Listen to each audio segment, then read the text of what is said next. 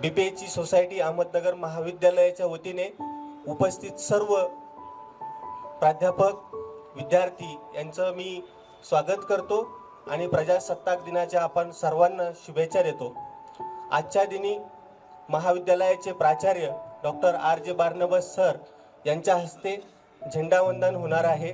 तत्पूर्वी भारताच्या राज्यघटनेतील सरनाम्याचं वाचन captain doctor Madhav Jadhav sir यांच्या हे करणार आहेत आणि त्यानंतर कार्यक्रम संपेल।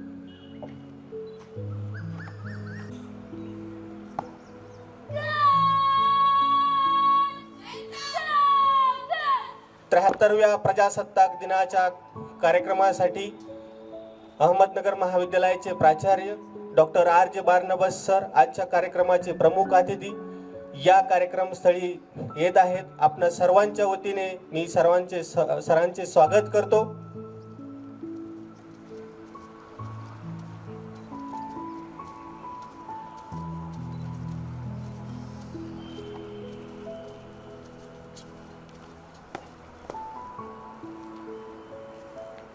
लेफ्टनंट डॉक्टर माधव जाधव सरांना विनंती करतो की आपण भारतीय राज्यघटनेतील सरनाम्याचे वाचन करावे।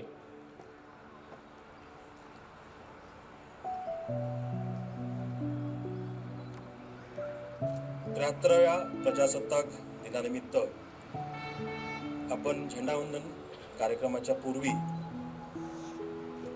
भारतीय राज्यघटनेच्या सरनाम्याचे वाचन करणार आहोत।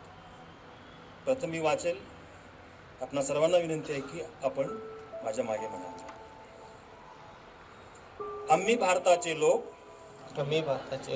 भारताचे एक सार्वभौम समाजवादी धर्मनिरपेक्ष लोकशाही गणराज्य घडविण्याचा व त्याच्या सर्व नागरिकास सामाजिक आर्थिक व राजनैतिक न्याय विचार अभिव्यक्ती विश्वास श्रद्धा व उपासना यांचे स्वातंत्र्य दर्जाची व संधीची समानता निश्चितपणे प्राप्त करून देण्याचा आणि त्या सर्वांमध्ये व्यक्तीची प्रतिष्ठा व राष्ट्राची एकता आणि एकात्मता यांचे आश्वासन देणारी बंधुता प्रवर्धित करण्याचा संकल्पपूर्वक निर्धार करून आमच्या संविधान सभेत आज दिनांक 26 नोव्हेंबर 1949 रोजी याद्वारे हे संविधान अंगीकृत आणि अधिनियमित करून स्वतः प्रत अर्पण करत आहोत। जय हिंद।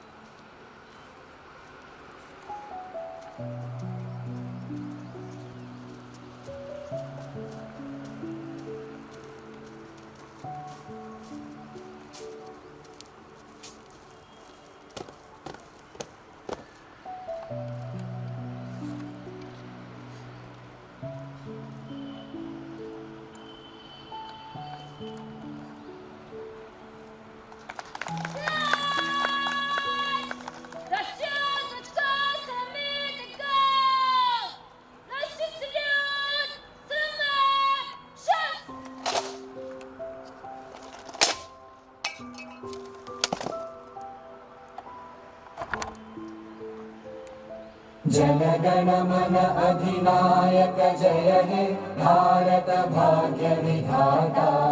पंजाब सिंध गुजरात मराठा द्राविड उत्कल गंगा विंध्य हिमाचल यमुना गंगा उज्जल जलधि तरंगा।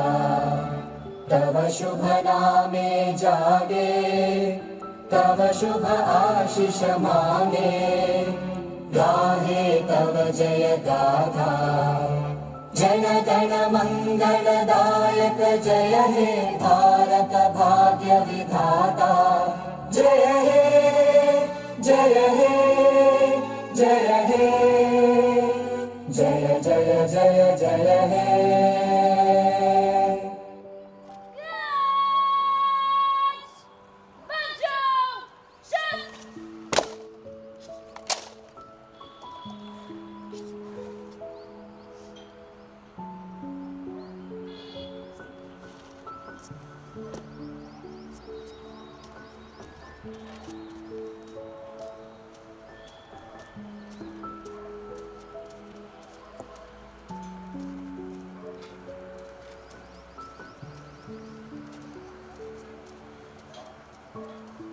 आजच्या 73व्या प्रजासत्ताक दिनानिमित्त महाविद्यालयाचे प्राचार्य डॉक्टर R.J. बार्नबस सर या कार्यक्रमस्थळी उपस्थित राहिले. त्यांच्या हस्ते झेंडावंदन झालं.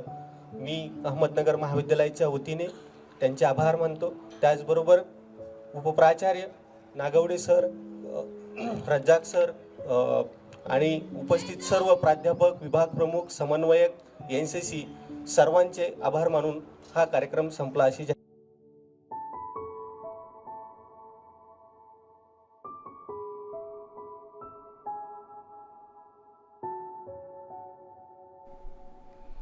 Good morning to all of you and welcome to this, the 73rd Republic Day of our nation. Recently, when I was thinking about what I should speak to you this morning, my mind wandered to the many headlines that we've been bombarded with over the past year. And one story that seems to have made headlines in India, and not only in our country but around the world, is that of the prevalence of the COVID-19 pandemic, which has affected each and every one of us the world over in some way or the other. We have all reached a stage where we all want to move away from this pandemic and start our lives in the way that we used to. But at least for the moment, it seems that we have all got to live with the pandemic till things settle down. This morning, I thought I would share with you a certain compelling story that I read recently. This story is based in a place called as Phoenix in Arizona. It's a true story.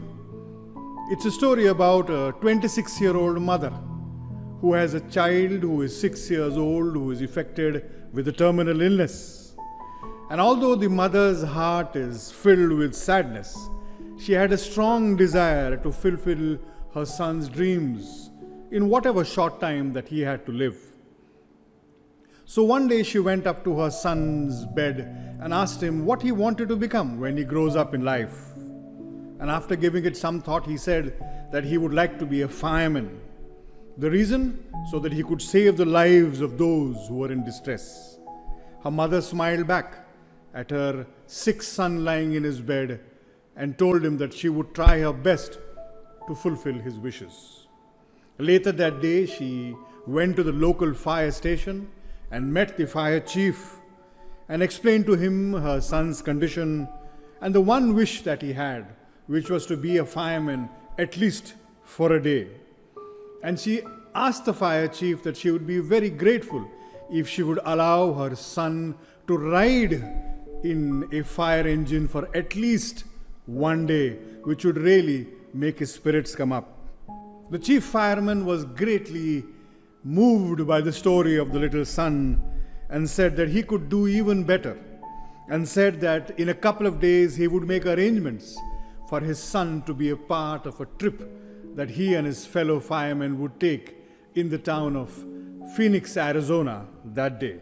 In fact, he said that he would go one better and make him or appoint him as a honorary fireman for a day, and even stitch him clothes that a typical fireman would wear: a cap, the gumboots, the coat, and whatever attire that a fireman in Phoenix, Arizona would wear, since all of them were manufactured locally. And he said that if the mother could give him his size, he would then do the needful regarding his clothes and his gumboots.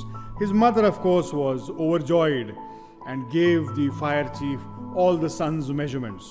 And sure enough, 3 days later, the fire chief, along with his team of 16 firemen, came in their typical fire truck with the bells ringing and the sirens making their usual noise, and came to the son's room in his hospital. The chief fireman himself went up to the young son, who was expecting the fire chief at that point in time, and escorted him to the fire engine truck. That day in Phoenix, there were 3 fire calls, and this young child was able to attend to all these 3 fire calls as an honorary fireman of Phoenix in Arizona. He wore the typical attire that a fireman would wear, and even got to drive in 3 different engines. He drove in a fire engine, he was able to drive in the chief's car, and even in a paramedic's van.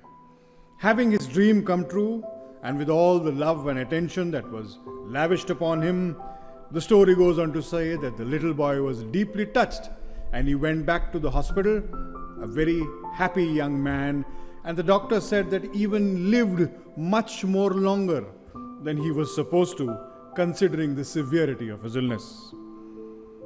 To cut a long story short, one day the vital signs of his body kept going down, and the head nurse who was attending to him in the ICU that evening realized that he did not have much time to live. So she started phoning all the relatives, and then she thought that why not she would ring up the chief fireman who would come and help be with him in his time of distress, or in his time of his last moments. When she called the fire chief immediately remembered the little boy and said that he would do even better than coming alone. He would bring the entire team of 16 firemen along with him to meet this little boy. He, however, had one request to the head nurse who was in charge of the ICU that evening, that he said that he would like her to keep the windows of the little boy's room open. He also requested that when the fire engines came blaring with their sirens and their horns, they should immediately announce on the PA system of that hospital that there is no true fire.